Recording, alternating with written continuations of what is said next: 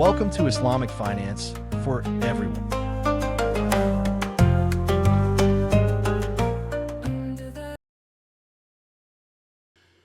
Assalamu alaikum wa rahmatullahi wa barakatuh.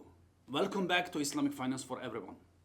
Today, we conclude our Riba series by discussing a very important topic: modern banking and interest, how it emerged, how Muslims responded, and what this means for us today.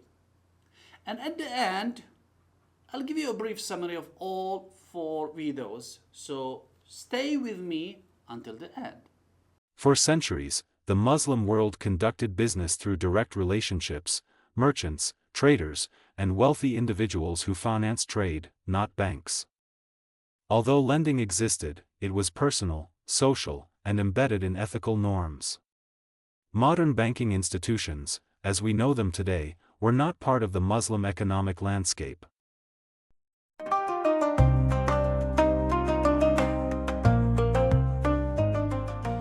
This changed rapidly in the 19th century.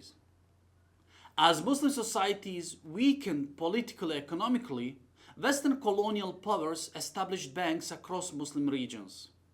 At first, people avoided them entirely, mainly because they charge interest, which Islam clearly prohibits. At the beginning, these banks worked only with governments.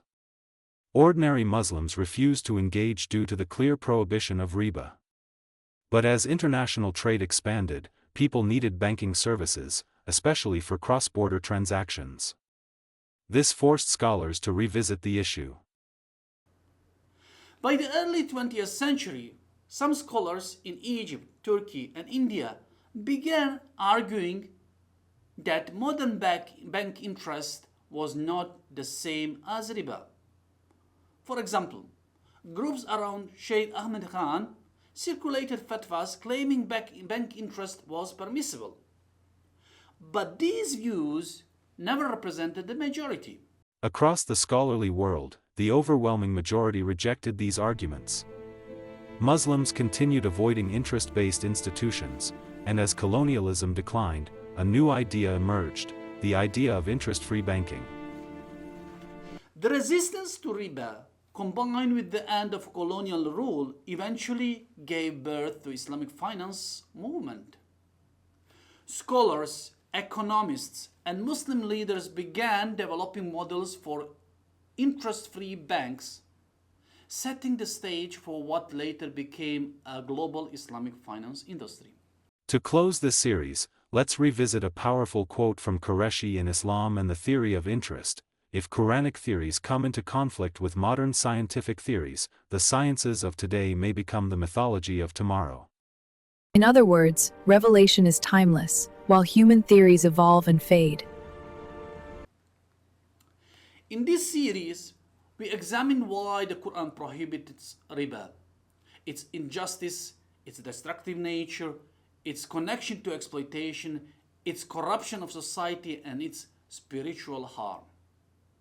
And today, we explore how modern banking emerged, how Muslims reacted, and how Islamic finance developed as a response rooted in justice and equity.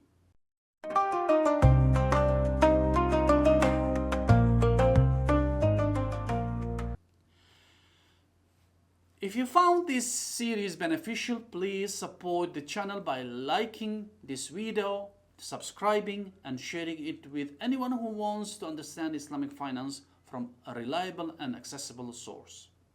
Follow me on all social media platforms and stay tuned, because in the next series we'll explore the foundations of Islamic commercial laws and how it shaped modern financial practices.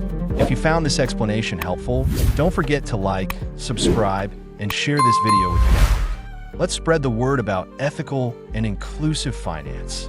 Follow us on social media platforms for more insights into Islamic finance.